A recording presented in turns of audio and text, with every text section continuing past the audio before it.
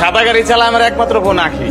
আপনার বোনও আছে? সালমান, তোর লগে আমার গ্যারেজের কামের সম্পর্ক ওই পর্যন্তই থাক। আর শোন, তোর কালকে থেকে আর গ্যারেজে কাম করতে হইব না। কালকে থেকে তুই আখির লগে থাকবি। আর একটা কথা, আখিরে ভুলেও গাড়ি চালাতে দিবি না। উন্নত জামিনে বের হয়েছে, তুমি একটা কাজ করো, আখিরে বলবা ও যাতে সাবধানে চলাফেরা করে। এখানে সালমান কে?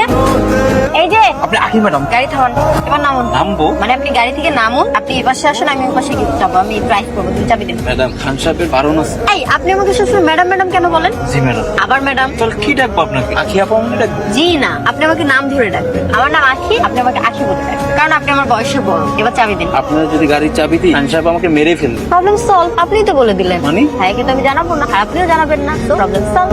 খান সাহেব আছে না, ওই খান সাহেবের ছোট বোন আছেন, ও কিন্তু হোস্টেলতে বাইতে বস কি তাহলে তো এবার মায়ের ডারে খাইয়ে দিতেই পরে। তুই কতদিন থাকবে? মানে বাসায় আসতে না আসতেই তুমি জিজ্ঞেস করছো কতদিন থাকবে। আমি কি আজকে চলে যাবো? মেয়েটা সবে মাত্র এলো, কয়েকটা দিন থাক না। আমি তো তোমার মেয়েরে বলি নাই যে তোমার মেয়ে থাকতে পারবে না। ওরে শুধু বলি ও যাতে বাইরে একটু কম কম যায়। আচ্ছা মা, আমি কি বাইরে সবসময় যাই? আমি দিনে একবার বাইরে যাই, কখনো কখনো তো যাই না। আরে ওই একবারই তো সমস্যা, বিপদ আপদ তার বইলা কই আসে না। সালমান কি গ্যারেজে আসছে? এই যে শুনতে পাচ্ছেন না? কাইটা ঘুরতে গেছে, এখনই আইসা পড়বো। বাইক নিয়ে চলুন। আরে কি করছেন? আরে নামুন। কি হলো? নামুন। নামবো কেন? নামবো না, চলুন আজকে আমরা ঘুরবো, বাইকে ঘুরবো। আপনার নিয়ে যদি আমি বাইকে করে ঘুরি, খান সাহেব আমার কি আস্ত রাখবো? একদম মাইরাই ফেলবো। জি না, একদমই না। আপনি যদি এখন বাইক স্টার্ট না দেন, তাহলে আমি ভাইয়াকে গিয়ে আপনার নামে অনেক মিথ্যা কথা বলবো, আর ভাইয়া আমার সব কথা বিশ্বাস করে। তখন আপনার কি অবস্থা হতে পারে একবার ভেবে দেখুন। ওয়াও, কি সুন্দর জায়গা, মনে হচ্ছে আমি মুক্ত পাখি। ম্যাডাম রে নিয়ে যাইতেছে, খান সাহেবের কি জবাব দিব?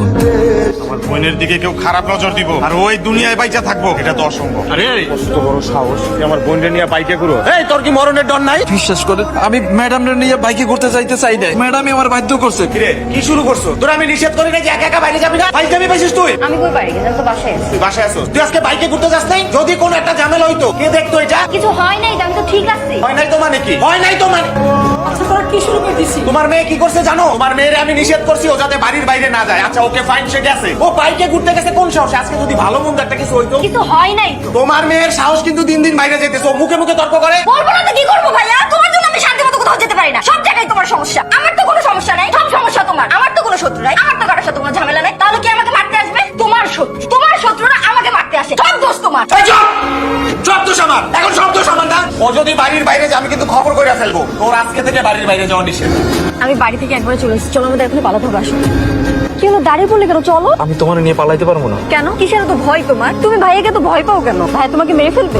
তোমার এত বড় ভয়? আমি তোমাকে অনেক সাহসী ছেলে ভেবেছিলাম, আর তুমি? এখানে সাহসী আর অসাহসীর কোনো ব্যাপার না। তাহলে কি কি আছে? আমি খান সাহেবের কথা বাদই দিলাম। মনে করো খান সাহেব আমাদের খুঁজেই পেলো না, কিন্তু দুদিন পরে আমার পকেটের টাকা যখন ফুরিয়ে যাবে তখন আমি কি করবো? আমি একটা গরিব মানুষ, তোমাদের গ্যারেজে কাজ করি, আর সেখান থেকে যে টাকা পয়সা পাই তাতে আমি নিজেই চলতে পারি না। আমি কিভাবে তোমাকে নিয়ে সংসার করবো?